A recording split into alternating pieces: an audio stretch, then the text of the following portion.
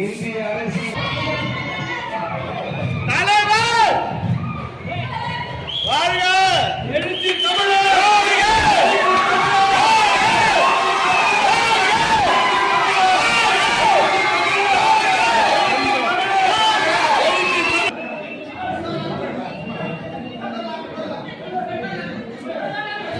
எழுச்சி தமிழர்!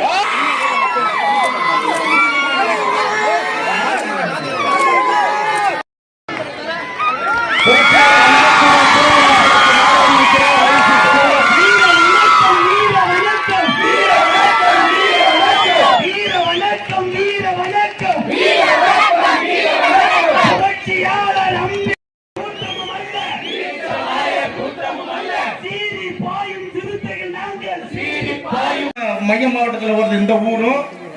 ஆகவே வளர்மதி எடுத்துக்கொண்டால் இந்த மைய மாவட்டம் கலசப்பாக்கத்தை சேர்ந்த மைய மாவட்டம் இந்த மாவட்டத்திற்கு மட்டும் மைய மாவட்டம் அல்ல.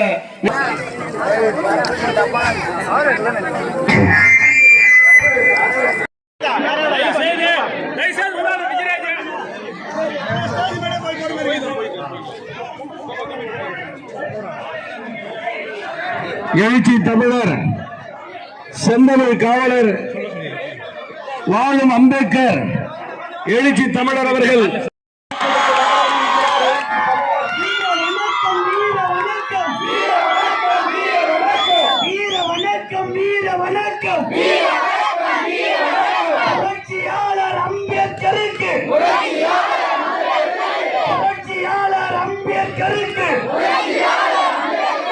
விடுதலை சிறுத்தைகளின் வீர வணக்கம்.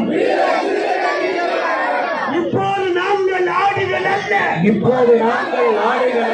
இணைக்க வாயர் கூட்டமும் அல்ல, சீறி பாயும் சிறுத்தைகள் நாங்கள்,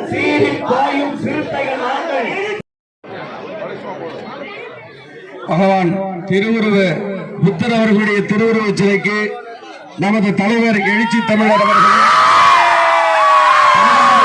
சட்டப்பேரவை துணை சபாநாயகர் அண்ணன் கு பிச்சாண்டி அவர்களும், நாடாளுமன்ற உறுப்பினர் அண்ணன் சி என் அண்ணாதுரை அவர்களும், கலசப்பாக்கம் சட்டமன்ற தொகுதி உறுப்பினர் அண்ணன் சரவணன் அவர்களும் பகவான் புத்தர் அவர்களுடைய திருவுருவ சிலைக்கு மலர் தூவி மரியாதை செலுத்துகிறார். உடன் மாவட்ட செயலாளர் அக்கா வீரமங்கை வளர்மதி. புரட்சியாளர் அம்பேத்கருடைய பெயரால் திறக்கப்பட்டிருக்கிற இந்த படிப்பு செயலாளர் மரியாதைக்குரிய அண்ணன் கா மோகன் அவருடைய படத்திற்கு நமது தலைவர் எழுச்சி தமிழர் அவர்கள் மலர் தூவி மரியாதை செலுத்துகிறார்.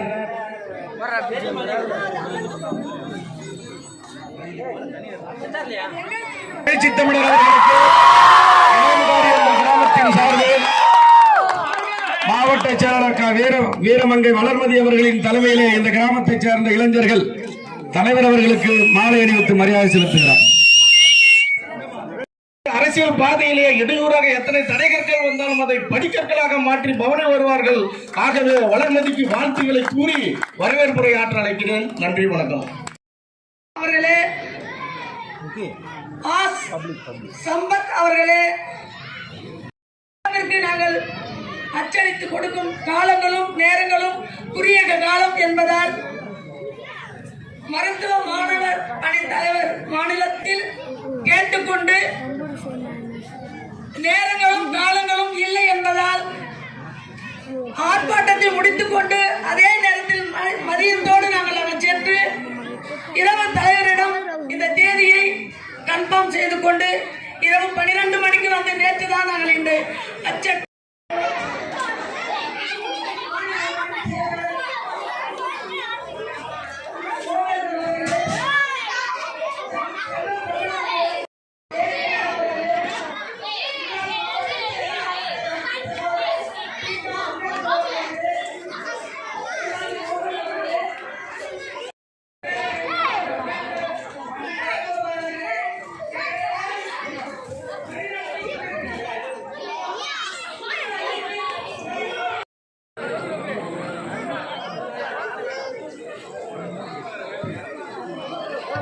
திருவண்ணாமலை மாவட்டத்தை திருமா மாவட்டம் என ஓங்கி மதித்த போர் முரசு வழக்கறிஞர் மோகன் குடும்பத்தின் சார்பாக எனது தாயும் தந்தையும் என்னை விட்டு மறைந்து விட்டார்கள்.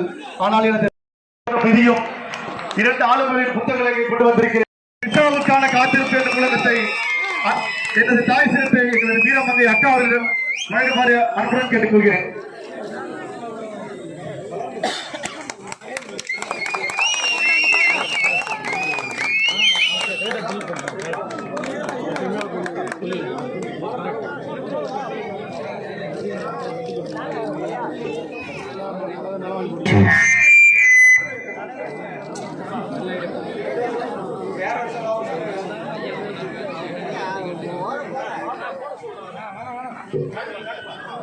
மாரியந்தல் கிராமத்தில்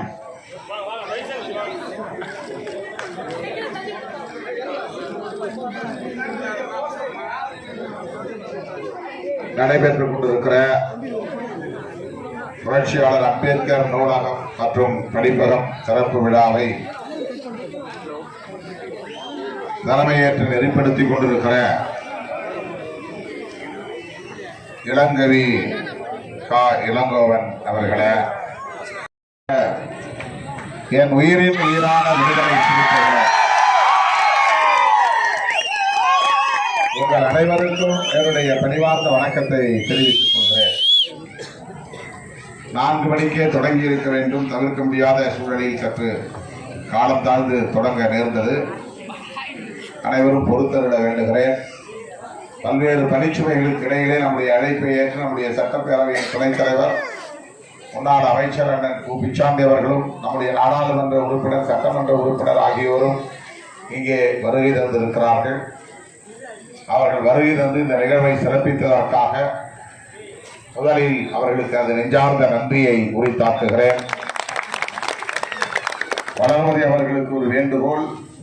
நம்முடைய அண்ணன் பிச்சாண்டி அவர்களும் நாடாளுமன்ற உறுப்பினர் சி என் அண்ணாதுரை அவர்களும் சட்டமன்ற உறுப்பினர் தேசூத்தி சரவணன் அவர்களும் இந்த நிகழ்ச்சியிலே பங்கேற்பது நமக்கு பெருமை அளிக்கக்கூடிய ஒன்று. எனவே புதிதாக ஒரு கல்வெட்டு நீங்கள் அடித்து அந்த படிப்பகத்திலே பதிவு செய்ய வேண்டும். அவர்கள் வந்தது பதிவாக வேண்டும். நீங்கள் ஏற்கனவே தயாரித்த கல்வெட்டோடு அது அமைந்து விட்டது. எனவே விரைவில் 2 நாட்களில் அவர்களும் பங்கேற்ற நிகழ்வு அது ஒரு வரலாறு. 20 வருஷத்துக்கு பின்னால 40 வருஷத்துக்கு பின்னால இவங்கெல்லாம் வந்தாங்கிறது நம்முடைய தோழர்களுக்கு தெரியும். இவர்கள் வந்து இந்த நிகழ்ச்சியிலே பங்கேற்றார்கள், இத்தனை மணி நேரம் இருந்தார்கள் என்பது ஒரு முக்கியமான நிகழ்வு. நீண்ட நேரம் நான் எடுத்துக்கொள்ள விரும்பவில்லை. நான் நெடுந்தூரம் பயணம் செய்ய வேண்டும். இன்றைக்கு திருமண நிகழ்ச்சிகளிலே பங்கேற்பதற்காக நான் இசைவளித்திருந்த சூழலில் வளர்மதி அவர்கள் 2 நாட்களுக்கு முன்புதான் வந்து என்னிடத்தில் இப்படி ஒரு நிகழ்வு இருக்கிறது, அதிலே நீங்கள் பங்கேற்க வேண்டும், எல்லாம் வேலை முடிந்து விட்டது, நீண்ட நாள் காத்திருக்கிறோம், நீங்கள் தான் வந்து அடிக்கல் நாட்டி அதை தொடங்கி வைத்தீர்கள், எனவே இந்த நிகழ்வில் பங்கேற்க வேண்டும் என்று கேட்டபோது நான் சற்று தயங்கினேன். ஒரு நிகழ்ச்சிக்கு வந்தால் 30 நிகழ்ச்சியை ஏற்பாடு செய்து ஒரு நாள் முழுவதும் என்னை இழுத்தடிக்கிறீர்கள், இதுவே வேலையாகிவிட்டது. எனவே இந்த மாதிரியான கிளை நிகழ்ச்சிகளுக்கெல்லாம் நான் ஒப்புதல் தர மாட்டேன் என்று ஏற்கனவே சொல்லியிருந்தேன். அதனால் தயங்கித்தான் வந்து என்னிடத்திலே அவர் கேட்டார். இருந்தாலும் இது ஒரு நிகழ்ச்சியை தவிர வேறு நிகழ்ச்சி இருக்காது, நீங்கள் திருமணத்தை முடித்துவிட்டு 4 மணிக்கு வந்தால் 1 மணி நேரத்தில் உங்களை நாங்கள் அனுப்பிவிடுவோம் என்றெல்லாம் அவர் வாக்குறுதி கொடுத்து என்னிடத்திலே இசைவை பெற்றார். இது ஒரு கனவு திட்டம்தான். நம்முடைய கோவேந்தர் அவர்கள் சொன்னதை போல இது ஒரு கனவு திட்டம். ஒவ்வொரு ஊரிலும் ஒரு படிப்பகம் அமைக்கப்பட வேண்டும். இளம் தோழர்கள், அதாவது இளம் தலைமுறையை சார்ந்தவர்கள் அவரவர் வீட்டிலே உட்கார்ந்து படிப்பதற்கு வசதி இல்லாத நிலையில் இது போன்ற ஒரு பொது இடம் இருந்தால் இரவு நேரத்திலே 7 மணிக்கு மேல் 8 மணிக்குள்ளாக அல்லது 9 மணி வரையில் அந்த படிப்பகத்திலே உட்கார்ந்து படிப்பதற்கு வாய்ப்பாக இருக்கும். அவர்கள் பாடப்புத்தகத்தை படிப்பதற்கு கூட ஒரு மோட்டிவேஷன் தேவைப்படுகிறது. சில நேரங்களில் வீட்டிலே அமர்ந்து நம்மால் படிக்க முடியாது. ஏனென்றால் வீடு என்பதே நமக்கு ஒரே 10க்கு 10 அளவான இடமாகத்தான் இருக்கும். அதுதான் வரவேற்பறை, அதுதான் சமையலறை, அதுதான் படுக்கை அறை, அதுதான் நமக்கு எல்லாமே. அந்த இடத்துல உட்கார்ந்து படிக்க முடியாது. நான் பள்ளிக்கூடம் படிக்கிற நேரத்தில் வீட்டுக்குள்ள அம்மா சமைக்கிற போது அந்த வீடு முழுக்க புகை மூட்டம் வந்துடும். ஏன்னா அடுப்பு விறகு எரிச்சு தான் சமைப்போம். விறகு போட்டு அடுப்பை எரிக்கும் போது வீடு முழுக்க புகை சூழ்ந்துடும். உள்ளே உட்காந்து நம்மளால் படிக்க முடியாது. இப்போ வீதியில் இருக்கிற விளக்கு வெளிச்சத்தில் வந்து உட்காந்து படிக்கணும். இந்த விளக்கு வெளிச்சத்தில் எக்கச்சக்கமான கொசு, நிறைய காட்டு பூச்சிகள்லாம் வந்து பறக்கும். பல நேரங்களில் தேல்லாம் வந்து கடிச்சிடும். கீழே ஊறிட்டு வந்து தேல் கடிக்கும். அது பல முறை தேல் கொட்டியிருக்காங்க. அந்த மாதிரி வீதி விளக்கிலே, தெரு விளக்கிலே உட்கார்ந்து படிக்கிற ஒரு நிலையெல்லாம் இருந்தது. இன்றைக்கும் கூட வீட்டுக்குள்ளே உட்கார்ந்து படிக்கிற அளவுக்கு தனியே ஒரு அறை நமக்கு அமைதியாக கிடைக்குமா என்றால் கிடைக்காது. பெரும்பாலான வீடுகள் சின்ன வீடுகள் தான், குடிசைகள் தான். எனவே அந்த குடும்பங்களில் பிறந்த பிள்ளைகள் ஒரு பொதுவான இடத்திலே 10 பேர் உட்கார்ந்து படிக்கிற போது அது ஊக்கம் பிறக்கும். 10 பேர் ஒன்னா ஒரு இடத்துல உட்கார்ந்து அமைதியா அவங்க புத்தகத்தை திறந்து வச்சு படிக்கிறது, வீட்டு பாடத்தை செய்வது, ஹோம்ஒர்க் பண்ணணும். அது கணித பாடமா இருக்கலாம், வரலாற்று பாடமா இருக்கலாம், தமிழ் பாடமா இருக்கலாம். வாத்தியார் வீட்டு பாடம் கொடுத்துருப்பாரு, போயிட்டு இன்னைக்கு நைட்டு எழுதிட்டு நாளைக்கு வந்து காட்டு. பெரும்பாலான பிள்ளைகள் வந்து வீட்டு பாடம் செய்யாமலே பள்ளிக்கூடத்துக்கு போய் வாத்தியார்ட்ட அடி வாங்குறது உண்டு. அதற்கு காரணம் இது போன்ற ஏதுவான வசதிகள் இல்லாமல் இருப்பதுதான். எனவே ஒரு ஊருக்கு ஒரு கோவில் இருக்க வேண்டும் என்பதை விட ஒவ்வொரு ஊரிலும் ஒரு படிப்பகம் இருக்க வேண்டும். ரொம்ப முக்கியமானது. பொது இடம் கிடந்தா அதை ஆக்கிரமிச்சு அதுல வந்து கட்சி அலுவலகத்தை கட்டலாம், அல்லது ஏதாவது ஒரு பொதுவாக கட்சி சார்பிலே அந்த இடத்தை ஆக்கிரமித்துக் கொள்ளலாம் என்பது சிலருக்கு உண்டு. அப்படி செய்யாமல், கட்சி அடையாளங்கள் இல்லாமல் எல்லோருக்கும் பொதுவாக பயன்படக்கூடிய ஒரு படிப்பகம் தேவைப்படுகிறது. இப்ப பொது இடம் இருக்கு அப்படின்னா அந்த இடத்துல நமக்கு ஒரு படிப்பகம் வேணும். நூலகம் என்பது ஒரு கூடுதலான ஒரு தேவை. படிப்பகங்கிறது ஒரு ஹால் இருந்தாலே போதும். விளக்கு வெளிச்சத்தோட, ஃபேன் வசதியோட 10 பிள்ளைகள் ஒரே நேரத்தில் உட்கார்ந்து படிப்பதற்கு ஒரு படிப்பகம் தேவை. அதனால்தான் 6000 கிராமங்கள்ல ஒரு ஊராட்சிக்கு ஒன்று என்கிற அடிப்படையில் கூட இல்லாமல் 2 ஊராட்சிக்கு ஒன்று என்கிற அடிப்படையில் ஜெய்பீம் ஃபவுண்டேஷன் சார்பாக இந்த அம்பேத்கர் படிப்பகங்களை உருவாக்க வேண்டும் என்கிற ஒரு திட்டத்தை நாம் அறிவிப்பு செய்தோம். அதுக்கு கமிட்டி எல்லாம் போட்டோம். நம்ம தோழர்கள் கமிட்டியில உறுப்பினராக போடணும்னு சண்டை போடுவாங்க. கமிட்டியை போட்ட பிறகு எந்த வேலையும் செய்ய மாட்டாங்க. ஒரு கமிட்டியை போட போறோம்னு நம்ம அறிவிச்சோம்னா என் பேர் ஏன் இல்லை அப்படின்னு சண்டைக்கு வருவாங்க. சரி, எல்லாத்தையும் இப்ப கமிட்டியில போட்டு முடிச்சுட்டாங்க, அதுக்கப்புறம் அவங்க வேலை செய்ய மாட்டாங்க. அவங்க நேரம் மேடைக்கு தான் வருவாங்க. அந்த மேடையில் வந்து நான் அந்த கமிட்டியில மெம்பர் அப்படிம்பாங்க. இந்த மாநாட்டுக்கு கூட அப்படிதான் கமிட்டியை போட்டு படாத பாடுபட்டோம். என் பேர் போடல, உன் பேர் போடல, அவன் பேர் போடல, ஆனா வேலை நடக்காது.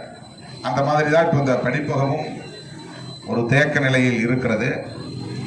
அதை எப்படியாவது நாம் நடைமுறைப்படுத்தியாக வேண்டும். அந்த வகையில இது ஒரு செயல் திட்டமாக அறிவிப்பதற்கு முன்பே இந்த ஊரில் ஒரு படிப்பகத்தை கட்ட வேண்டும் என்கிற எண்ணம் வளர்மதி அவர்களுக்கும், வளர்மதியோடு இருக்கக்கூடிய தோழர்களுக்கும், முன்னணி பொறுப்பாளர்களுக்கும், இந்த கிராமத்தை சார்ந்த அனைவருக்கும் இருந்திருக்கிறது என்பது பாராட்டுதலுக்குரியது.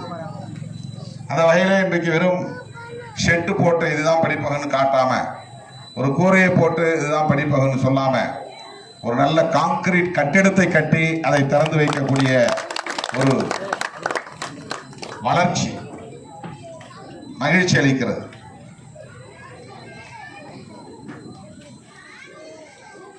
இது பிற ஊர்களுக்கு ஒரு எடுத்துக்காட்டாக அமைந்திருக்கிறது. இன்னைக்கு நம்மோடு மோகன் இல்லை. அன்றைக்கு நான் அடிக்கல் நாட்ட வந்ததை இங்கே நினைவு கூர்ந்தார்கள். வழக்கறிஞர் மோகனும் இங்கே அதில் பங்கேற்றார் என்பதை எடுத்து சொன்னார்கள். அதே போல முனியன் அவர்கள் இந்த கிராமத்தை சார்ந்தவர். இந்த படிப்பகத்தை கட்டுவதற்காக அரும்பாடுபட்டவர். அவர் இன்று நம்மோடு இல்லை என்பதை தோழர்கள் இங்கே பெரும் துயரத்தோடு பகிர்ந்து கொண்டார்கள். அடிக்கல் நாட்டு விழாவிலே பங்கேற்ற மோகன் அவர்களுக்கும், இந்த படிப்பகத்தை கட்டியே தீர வேண்டும் என்று அரும்பாடுபட்ட முனியன் அவர்களுக்கும் இந்த நேரத்தில் எனது வீர வணக்கத்தை செலுத்துகிறேன். நம்ம எல்லாம் மனிதர்களாய் தலைநிமிர வைத்த நம்முடைய மகத்தான தலைவர் புரட்சியாளர் அம்பேத்கர் அவர்கள் இன்றைக்கு உலகம் போற்றும் மா மனிதராக ஒளிர்ந்து கொண்டிருக்கிறார் என்று சொன்னால் அதற்கு காரணம் அவர் அரும்பாடுபட்டு சம்பாதித்து பெரிய கோடீஸ்வரரானார் என்பதற்காக அல்ல. அப்படி அவர் ஆகவே இல்லை. பொருளாதாரத்தில் மேம்பட்ட யாரையும் உலகம் கொண்டாடவில்லை. அவன் வாழற நேரத்தில் அவனுக்கு மதிப்பு இருக்கும், அவ்வளவுதான். ஒரு கோடீஸ்வரன், டாட்டா ஒரு பெரிய பணக்காரர், பிர்லா ஒரு பணக்காரர் அப்படின்னு இந்தியாவில் சொல்லுவாங்க, பணக்காரர்கள் சொல்லுவாங்க, அவ்வளவுதான். ஆனால் இன்னும் பல தலைமுறைகளுக்கு, பல நூறு தலைமுறைகளுக்கு புரட்சியாளர் அம்பேத்கருடைய பெயரை உலகம் உச்சரித்துக் கொண்டே இருக்கும். மாமேதை மார்க்சின் பெயரை உச்சரித்துக் கொண்டே இருக்கும். ஏன்? அவங்க என்ன வாழும் காலத்தில் கோடி கோடியாய் சம்பாதித்து பெரும் தனவந்தர்களாக உயர்ந்த காரணத்தினாலா? அம்பானி, அதானி என்றெல்லாம் சொல்லுகிறோமே, அதை போல பெரிய கோடீஸ்வரர்களாக வளர்ந்தார்கள் என்பதற்காகவா நினைவு கூறுகிறார்கள்? இல்லை. அம்பேத்கர் அவர்களை இன்றைக்கு உலகமே போற்றுகிறது என்றால் அதற்கு அவருடைய அறிவாற்றல் தான் காரணம், அவருடைய அறிவார்த்த பங்களிப்பு தான் காரணம். அவ்வளவு பெரிய அறிவு அவருக்கு எப்படி வந்தது என்று சொன்னால், பள்ளி மாணவனாக இருந்த காலத்திலிருந்தே நூலகத்தில் தான் அவருடைய பெரும்பாலான நேரம் கழிந்தது. எந்த நாட்டுக்கு படிக்க போனாலும் அங்கே போய் ஊர் சுற்றி பார்ப்பது அவருடைய வேலை இல்லை. அமெரிக்காவுக்கு வந்திருக்கிறோம், அமெரிக்காவில் எது பார்க்க வேண்டிய இடம், டூரிஸ்ட் பிளேஸ், அங்கே போய் பார்க்கலாம் அப்படின்னு பொழுதை கழிக்கவில்லை, ஊர் சுற்றி பார்க்கவில்லை. லண்டனுக்கு போனால் லண்டனில் எது சிறப்புக்குரிய இடம், பார்க்க வேண்டிய இடம் அப்படின்னு போய் அவர் ஊர் சுற்றி பொழுதை கழிக்கவில்லை. எந்த நாட்டுக்கு போனாலும் அங்கே எங்கே நூலகம் இருக்கிறது என்று தேடி பிடித்து அந்த நூலகத்திலே பல மணி நேரம் இருந்து படிக்கக்கூடிய ஒரு பண்பாடு அவரிடத்திலே இருந்திருக்கிறது, ஒரு பண்பு இருந்திருக்கிறது. லண்டனிலே இருக்கிற பல்கலைக்கழகத்தில் 2 பெரிய தலைவர்களின் திருவுருவப் படங்களை அந்த நூலக நிர்வாகம் திறந்து வைத்திருக்கிறது. ஏனென்றால் அந்த 2 பேரும் தான் அங்குள்ள நூல்களில் லட்சக்கணக்கான நூல்களை படித்தவர்கள் என்கிற பெருமைக்குரியவர்கள். அந்த 2 பேர் யார் என்றால், ஒருவர் மாமேதை காரல் மார்க்ஸ், இன்னொருவர் புரட்சியாளர் அம்பேத்கர். இவங்க 2 பேரும் உள்ள காலையில நுழைஞ்சாங்கன்னா சாயந்தரம் அந்த லைப்ரரி வந்து டைம் ஆச்சு வெளியே கிளம்பு நான் பூட்டணும்னு சொல்ற நேரம் வரையிலும் படிச்சுட்டு இருப்பாங்க. வெறும் சிலபஸுக்குள்ள மட்டுமே அவர் கவனம் செலுத்தவில்லை. நாளைக்கு பரீட்சைக்கு படிக்கணும்னா இன்னைக்கு நைட்டு போய் நம்ம புத்தகத்தை எடுப்போம், அரைகுறையா படிச்சுட்டு போய் நம்ம பாதியா ஒவ்வொரு கொஸ்டினுக்கும் பதில் எழுதி வச்சுட்டு வருவோம். 10 மார்க்கு 4 மார்க்கு 5 மார்க் தான் நமக்கு கிடைக்கும். சராசரியா 35 மார்க் எடுத்தா பாஸ். அப்படி கடந்து வந்தவர்கள் நாம் எல்லாம். Just pass. 35 mark, 40 mark, 50 mark, 60 mark எடுத்தா பெரிய டிஸ்டிங்ஷன். 75 மார்க் 60 மார்க் எடுக்கலாம் ரொம்ப ரேர். ஃபர்ஸ்ட் கிளாஸ்ல பாஸ் பண்ணா அவனுக்கு 300 ரூபாய் பணம்லாம் கொடுப்பாங்க அப்போ. ஆனால் அம்பேத்கர் அவர்கள் அந்த சிலபஸை தாண்டி விழுந்து விழுந்து படித்தார். தத்துவமா அவர் படிக்காத நூல்களே இல்லை. வரலாறா அந்த துறையிலே அவர் பேராசிரியருக்கும் பேராசிரியர், அந்த அளவுக்கு வரலாறு படித்தார். பொருளியலா உலக அளவில் விரல் விட்டு எண்ணக்கூடிய பொருளாதார அறிஞர்களும் புரட்சியாளர் அம்பேத்கர் ஒருவர். அண்மையிலே நோபல் பரிசு பொருளாதாரத்திற்காக பெற்ற அமர்த்தியா சென் 10-20 ஆண்டுகளுக்கு முன்பு என்று கருதுகிறேன், அவர் சொன்னார், எனக்கு நோபல் பரிசு கிடைத்திருக்கிறது, இந்த பரிசை நான் அம்பேத்கருக்கு காணிக்கையாக்குகிறேன் என்று சொன்னார். ஏனென்றால் அவர்தான் என்னுடைய ஆசான். பொருளாதார துறையிலே இன்றைக்கு நான் நோபல் பரிசு பெற்றிருக்கிறேன் என்றால் அந்த அளவுக்கு எனக்கு பொருளாதார ஞானம் பெறுவதற்கு அம்பேத்கருடைய ஞானம்தான் காரணம் என்று அமர்த்தியா சென் குறிப்பிட்டிருக்கிறார். அப்படி பொருளாதார துறையிலே ஒரு பேரறிஞர், தத்துவத்துறையிலே பேரறிஞர், வரலாற்று துறையிலே பேரறிஞர். அவர் தந்த செயல் திட்டத்தின் அடிப்படையில் தான் முதலில் பக்ரானங்கள் குடிநீர் திட்டமே உருவானது. பண்டிட் ஜவஹர்லால் நேரு அவர்கள் இந்தியாவிலே ஒரு அணைக்கட்டு திட்டத்தை உருவாக்கி நீர்ப்பாசன திட்டத்தை நடைமுறைப்படுத்தினார் என்றால் அந்த நீர்ப்பாசன திட்டத்திற்கு செயல் திட்டம் வகுத்து கொடுத்தவர் புரட்சியாளர் அம்பேத்கர் அவர்கள். நேரியல் துறையில் அவர் பேரறிஞர். எந்த துறையை எடுத்தாலும் அந்த துறையிலே அவர் உச்சம் தொட்டவர். இன்றைக்கு நாடாளுமன்றத்தில் ஒரு நாளைக்கு 50 பேர் பேசுகிறார்கள் என்றால் அதில் குறைந்தது 3 அல்லது 5 பேராவது புரட்சியாளர் அம்பேத்கருடைய பெயரை சொல்லித்தான் பேசுவார். மேற்கோள் காட்டி பாபா சாஹேப் டாக்டர் அம்பேத்கர் செட் என்று அவர் என்ன சொன்னார் என்பதை மேற்கோள் காட்டி பேசாத நாளே இல்லை. தலித் எம்பிக்கள் தான் பேச வேண்டும் என்று இல்லை, தலித் அல்லாத எம்பிக்கள் தான் வட இந்திய மாநிலங்களில் தேர்ந்தெடுக்கப்பட்ட பல உறுப்பினர்கள். புரட்சியாளர் அம்பேத்கருடைய கருத்து இதிலே என்ன, அரசமைப்பு சட்டத்திற்கான அந்த நிர்ணய சபையில அவர் என்ன பேசியிருக்கிறார், அவர் என்ன எழுதியிருக்கிறார். இப்போது கூட நமக்கு தீர்ப்பளித்த நீதிபதி தமிழ்நாடு அரசு தொடுத்த வழக்கில், ஆளுநர் RN ரவிக்கு எதிராக தொடுக்கப்பட்ட வழக்கில் கையெழுத்து போட முடியாது என்று 10 பல்கலைக்கழக மசோதாக்களை கிடப்பிலே போட்டு வைத்திருந்தார் அல்லவா இந்த RN ரவி. அதை எதிர்த்து உச்சநீதிமன்றத்தில் தொடுக்கப்பட்ட வழக்கிலே தீர்ப்பு தந்த நீதிபதி சொல்லுகிறார், அம்பேத்கரை மேற்கோள் காட்டி தீர்ப்பை சொல்லியிருக்கிறார். என்ன சொல்லியிருக்கிறார் என்றால், இந்த அரசமைப்பு சட்டம் எவ்வளவு உயர்ந்ததாக இருந்தாலும் அது நல்லவர்கள் கையில் பயன்பட்டால்தான் நல்லபடியாக பயன்படும், தீயவர்கள் கையில் சிக்கினால் அது தீமையில் போய் முடியும் என்று சொல்லியிருக்கிறார். இது அம்பேத்கர் சொன்னது. தீர்ப்பு எழுதுகிற நீதிபதி அம்பேத்கரை தவிர்த்து விட்டு தீர்ப்பு எழுத முடியவில்லை. ஆக உச்ச நீதிமன்றத்தின் நீதிபதிகளாக இருந்தாலும் உயர் நீதிமன்றத்தின் நீதிபதிகளாக இருந்தாலும் நாடாளுமன்ற அவைத்தலைவராக இருந்தாலும் அல்லது அமைச்சர்களாக இருந்தாலும் பிரதமராக இருந்தாலும் புரட்சியாளர் அம்பேத்கரை மேற்கோள் காட்டாமல் பேச முடியாது என்கிற நிலையை அவர் எட்டியிருக்கிறார் என்று சொன்னால் எண்ணி பார்க்க வேண்டும். அமெரிக்க அதிபர் ஒபாமா வந்திருந்த போது ஜாயின்ட் செஷன் சென்ட்ரல் ஹாலில் நடக்கிறது. மாநிலங்களவை மக்களவை உறுப்பினர்கள் எல்லோரும் சேர்ந்து அமருகிற அந்த மைய மண்டபத்திலே கூட்டம். அவர் எழுந்து குறிப்பே இல்லை, பேசுகிறார். ஆங்கிலத்தில் சரளமாக பேசுகிறார். அந்த உரையில் அவர் தொடர்ச்சியாக புரட்சியாளர் அம்பேத்கரை மேற்கோள் காட்டித்தான் பேசினார். 3-4 முறை பாபா சாஹேப் அம்பேத்கர் என்று அவருடைய உரையில் அவரை மேற்கோள் காட்டி பேசினார். தேசத்தந்தை காந்தியடிகளின் பெயரை கூட அவர் உச்சரிக்கவில்லை. ஆனால் ஒரு புதிய தேசத்தை கட்டமைப்பதற்கு அரசமைப்பு சட்டத்தை வழங்கிய புரட்சியாளர் அம்பேத்கர் அவர்களின் பெயரை அவர் உச்சரிக்கக்கூடிய நிலை இருக்கிறது. ஐநா பேரவை என்பது அமெரிக்காவிலே இருக்கிறது, நியூயார்க்கில். அதுதான் ஜெனரல் கவுன்சில், பொது பேரவை அங்கேதான் இருக்கிறது. உலக நாடுகள் பங்கேற்கக்கூடிய தலைவர்கள் பங்கேற்கக்கூடிய அவை. ஜெனீவாவிலே இருப்பது சர்வதேச மனித உரிமைகள் சபை. இதுபோல பல சபைகளுக்கு பல்வேறு நாடுகளில் மன்றங்கள் இருக்கின்றன, அவைகள் இருக்கின்றன. ஆனால் நியூயார்க்கில் இருக்கிற நாடு ஐநா பேரவை. அந்த ஐநா பேரவையிலே ஒரு தலைவருக்கு இந்தியாவிலே பிறந்த நாள் கொண்டாடியது என்றால் அந்த பெருமைக்குரிய தலைவர் புரட்சியாளர் அம்பேத்கர் தான். 125வது பிறந்த நாள். 125வது பிறந்த நாள். ஐநா பேரவையில் கிட்டத்தட்ட 200 நாடுகள் உறுப்பு நாடுகளாக அங்கம் வகிக்கக்கூடிய பேரவை அது.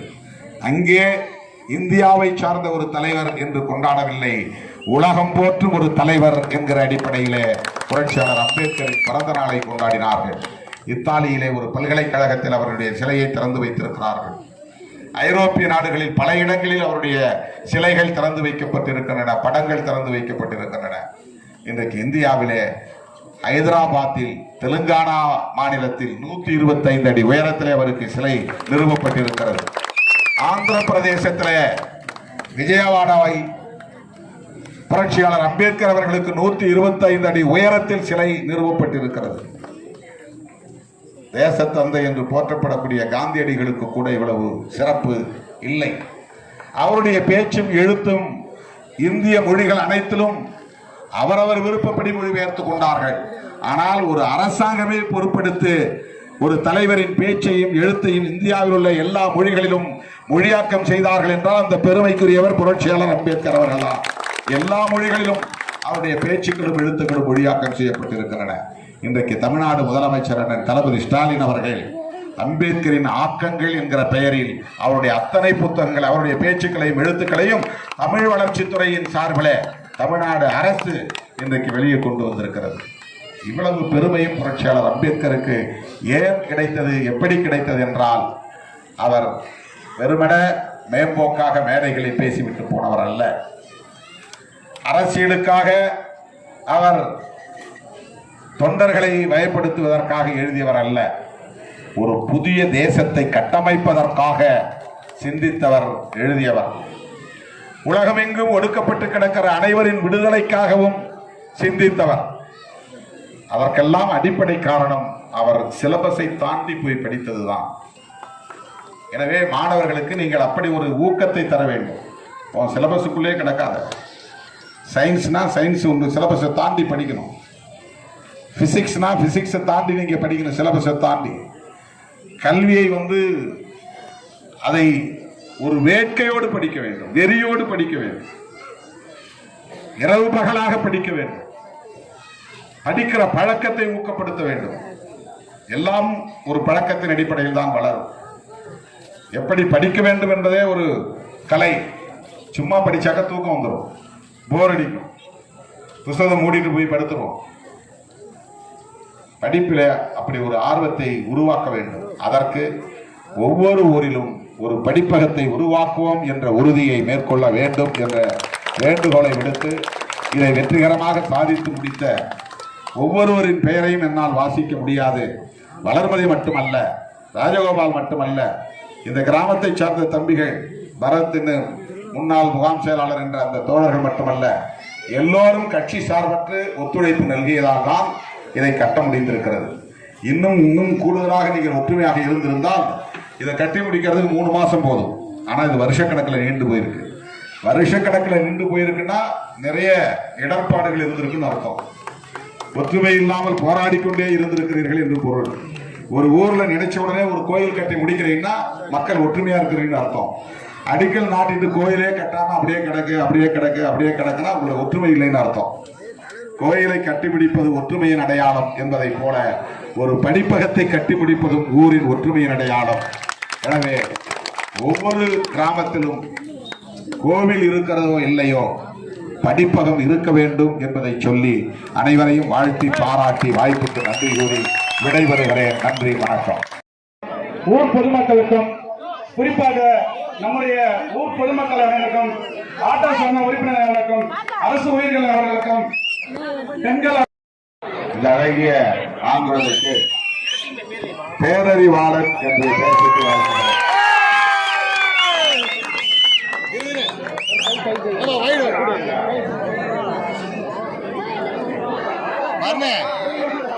போயிடுச்சு